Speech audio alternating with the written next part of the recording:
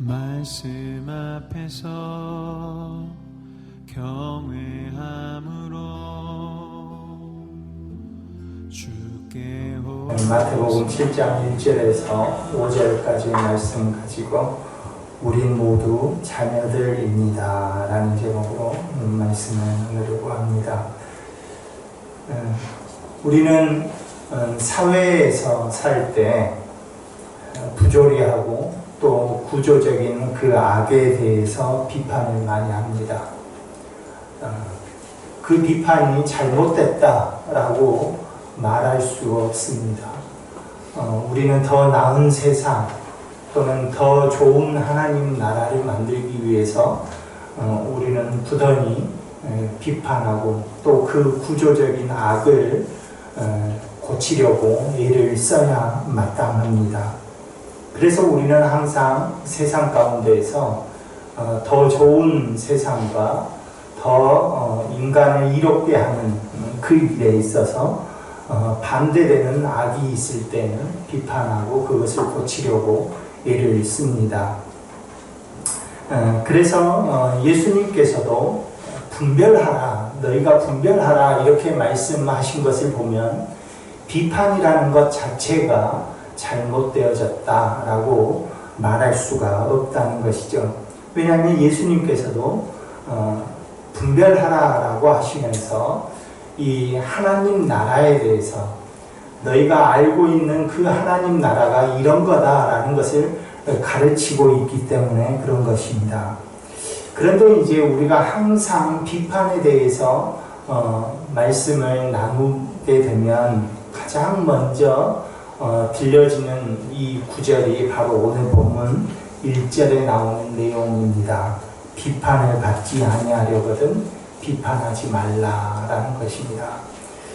이 말씀을 접할 때 아니 그러면 우리가 진짜 비판을 하면 안 된다는 건가? 그러면 진짜 우리가 비판을 하는 것이 맞는 건가? 이렇게 서로 헷갈릴 때가 있는 것이죠.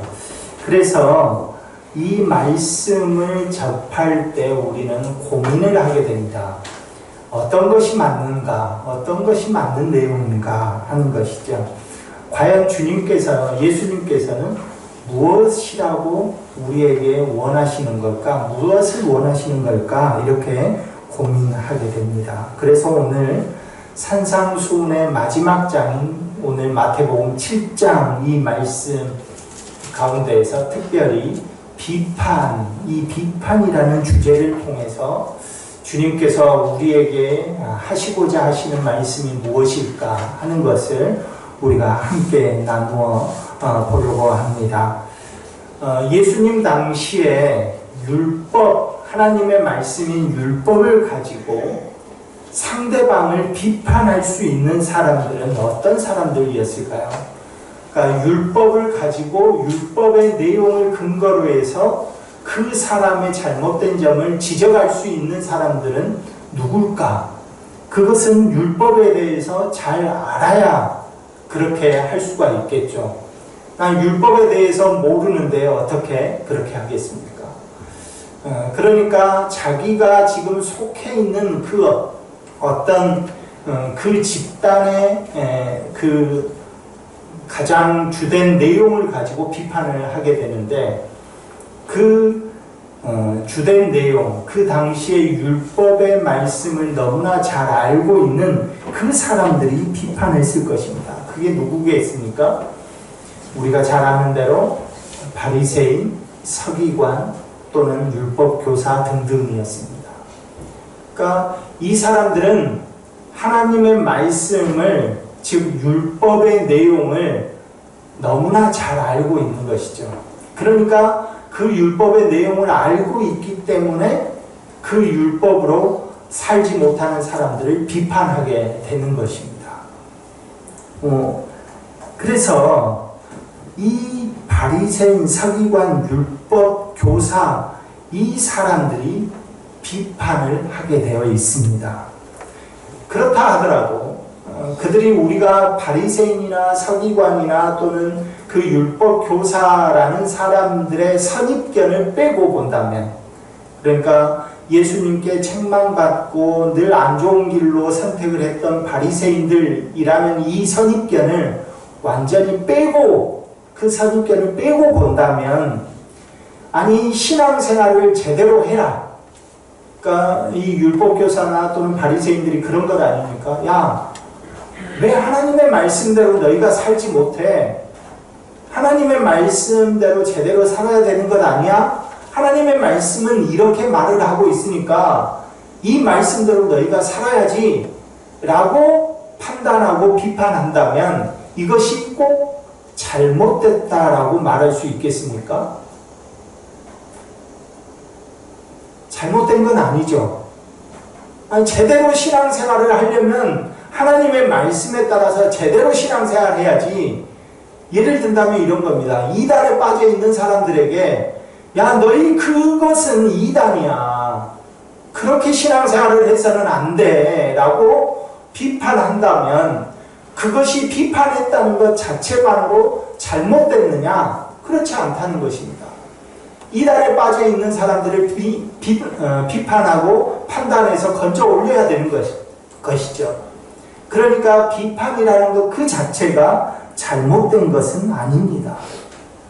어쩌면 예수님께서도 지금 이 바리새인과 서기관이나 또는 율법교사들에게 너희들이 지금 믿고 있는, 너희들이 가르치고 있는 그 율법은 잘못된 거다라고 예수님께서도 비판하고 있는 것 아닙니까? 그렇다면 비판하지 말라. 이 비판을 받지 아니하려거든 비판하지 말라라는 이 말씀 속에는 무엇인가 어떤 숨어있는 내용, 우리가 글을 통해서는 알 수 없는 그 당시에 어떤 그 삶의 형식들, 그 안에 무엇인가 숨어있는 내용이 있겠구나 하는 것을 우리가 알 수가 있는 것이죠. 이제 그 말씀을 그 당시에는 왜 이런 삶의 패턴을 보였기 때문에 이 말씀이 나왔는가 하는 것을 우리가 알기 위해서 이 시간에 로마서 2장 1절에서 3절까지의 말씀을 우리 자막을 통해서 같이 한번 읽겠습니다. 자막 내용을 같이 로마서 2장 1절에서 3절까지입니다. 같이 읽겠습니다. 시작. 그러므로 남을 판단하는 사람아, 누구를 막론하고 내가 핑계하지 못할 것은 남을 판단하는 것으로 내가 너를 정죄함이니 판단하는 내가 같은 일을 행함이니라. 이런 일을 행하는 자에게 하나님의 심판이 진리대로 되는 줄 우리가 아노라. 이런 일을 행하는 자를 판단하고도 같은 일을 행하는 사람아, 내가 하나님의 심판을 피할 줄로 생각하느냐. 이 로마서 2장 1절에서 3절까지의 말씀의 주된 내용은 뭡니까? 이 주된 내용은 뭐냐면 하나님의 말씀대로 제대로 살아라. 너희들이 그렇게 살아가는 것은 하나님의 말씀에 비추어 볼 때 잘못 살아가고 있는 거야. 그러니까 이것을 고쳐야 돼 라고 비판을 했습니다. 거기까지는 좋아요. 그렇다면 그 비판을 통해서 그 사람들이 행동을 고치고 또 그 사람들이 신앙생활을 잘 했다. 거기까지는 좋단 말이죠.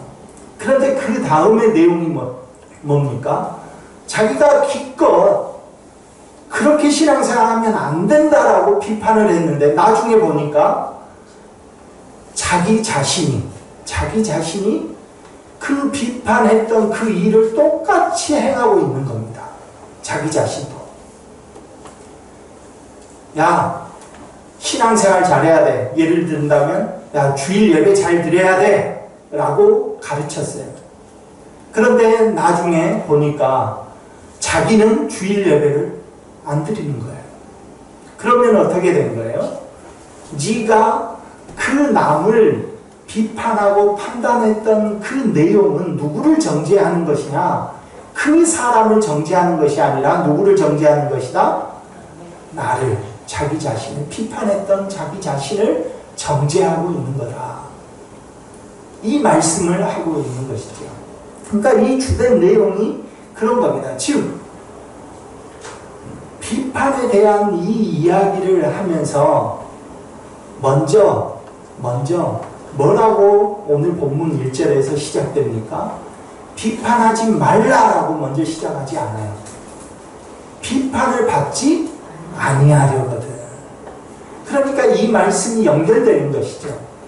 기껏 자기가 비판했어요. 야, 너 그 주일날 예배를 잘 드려야지 하고 비판을 했어요.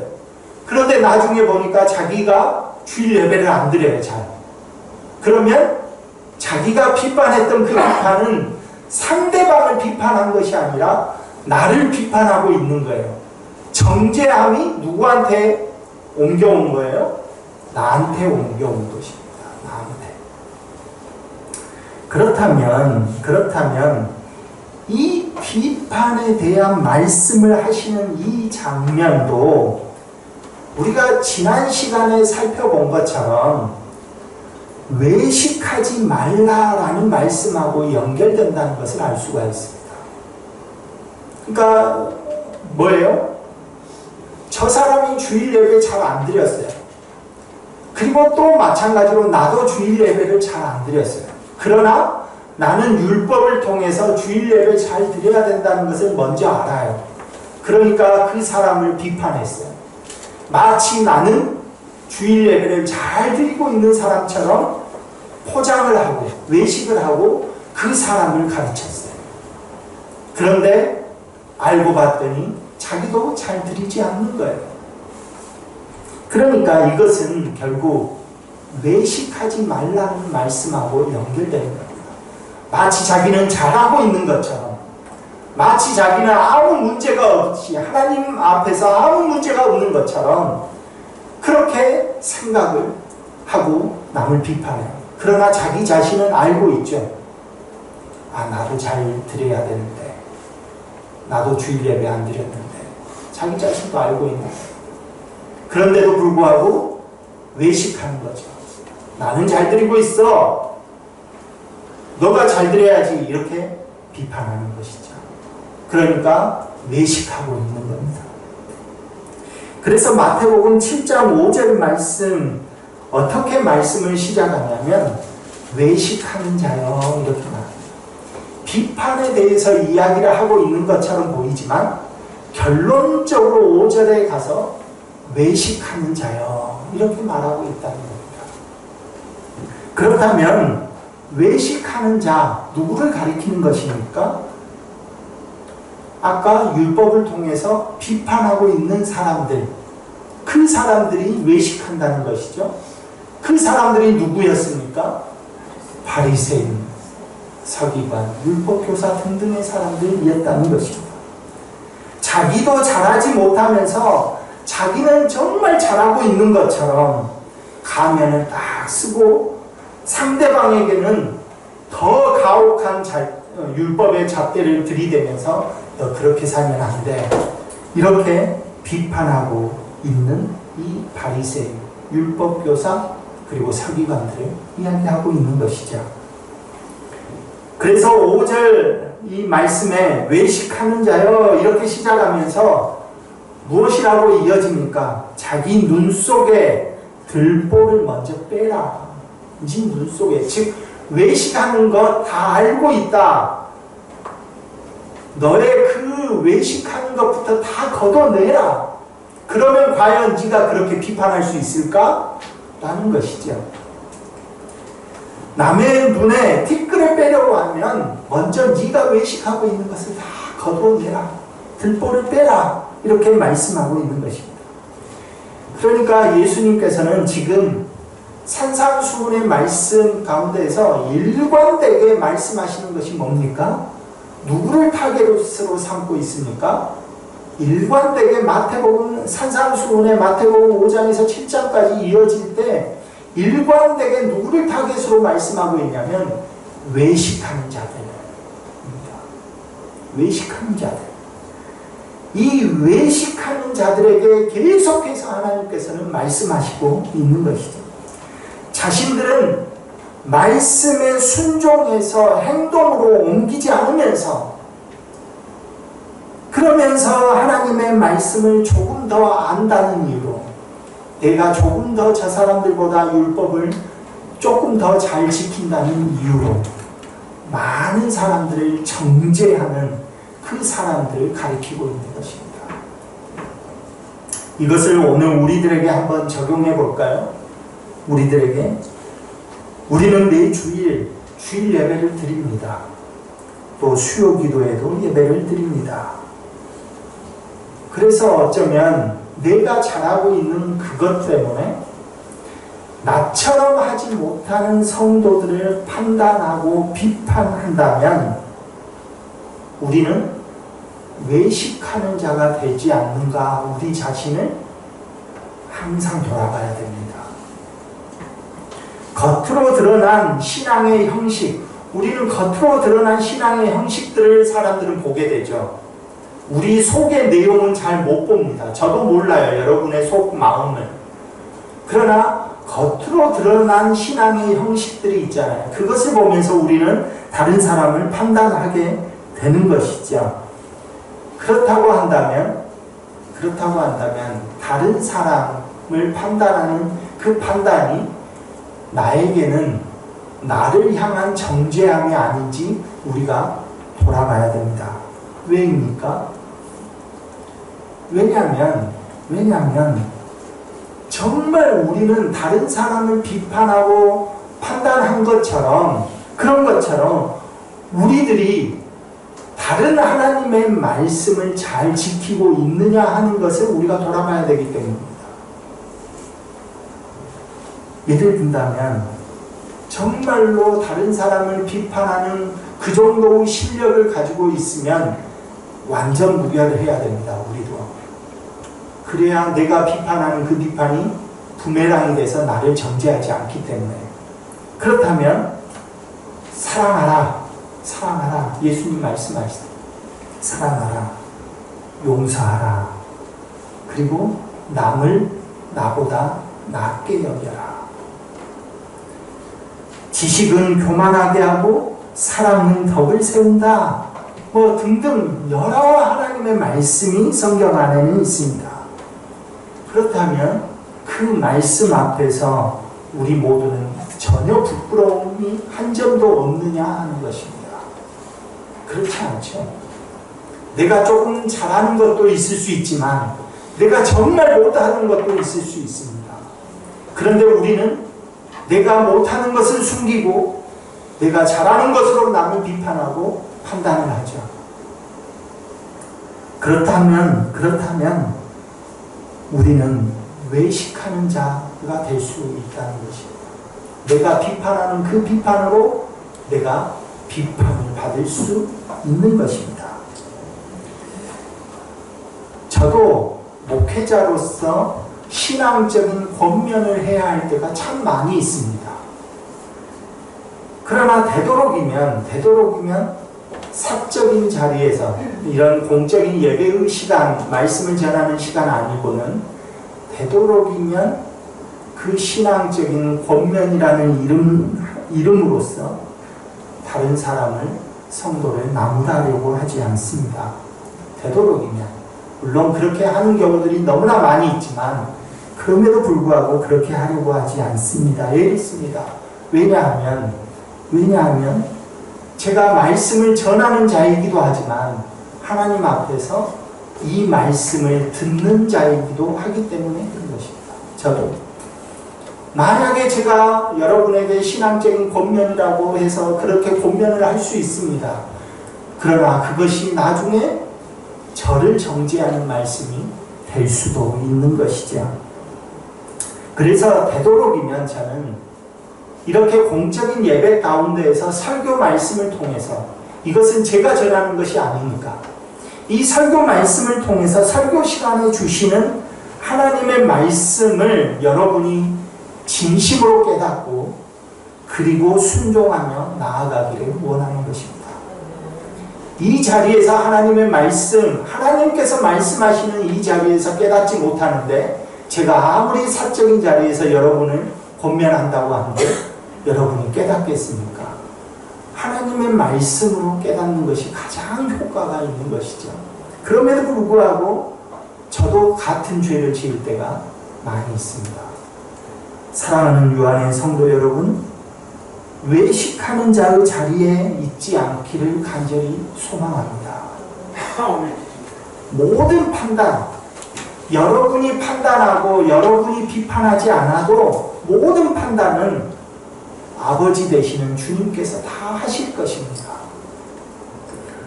우리가 비판하지 않아도 우리 아버지 되시는 주님께서 다 감당하실 것입니다. 우리가 있어야 할 믿음의 자리에서 서로를 향해서 위로하고 사랑으로 위로하고 또 믿음으로 기도해주면 그것으로 충분한 것입니다. 그런데 내가 아버지의 자리에 서서 그를 완전히 내 사람으로 만들어서 끌어당기려고 하면 그때부터 문제가 생기는 것입니다. 우리가 그러지 않습니까? 왜 추석 명절에 모이면 왜 형제지간에 싸웁니까? 형제지간에 싸우는 것은 내가 옳다고 내 형제를 내 마음대로 다 하려고 하기 때문에 그런 것입니다. 물론 신앙을 가지지 않는 그 사람의 말이 얼토당토 안 할 수도 있어요. 그러나 그 모든 판단은 아버지께서 하시는 것입니다.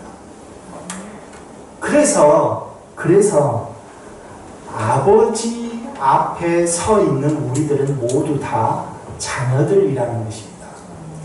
자녀들끼리 서로 옳고 그름을 따지면 싸우게 되어 있습니다. 그러나 아버지가 따끔하게 아버지가 그 자리에서 너 왜 그래? 하고 아버지가 이렇게 뭐라고 한마디 하시면 그걸 가지고는 뭐라 하지 않죠. 아버지가 너 왜 그렇게 사냐? 하고 말을 하면 그러면 그것으로는 형제지간의 싸움이 일어나지 않습니다. 그런데 아버지가 아니라 나하고 똑같은 형제가 자기가 뭔데 이렇게 생각을 하는 것이죠. 자기가 뭔데? 자기는 뭐 얼마나 잘하다니? 이렇게 생각하는 것입니다. 우리는 모두 하나님의 자녀들입니다.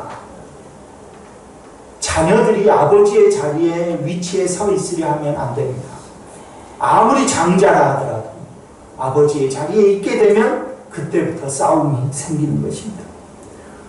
우리는 모두 하나님 아버지께 불순종하는 자녀들입니다. 정말 하나님 앞에서는 다 모든 것이 죄뿐인 그런 자녀들입니다. 그럼에도 불구하고 그 아버지는 우리를 뭐라고 말씀하십니까? 사랑한다고 말을 합니다. 우리가 잘난 것 없는데 우리를 사랑한다고 말씀하십니다. 아버지는.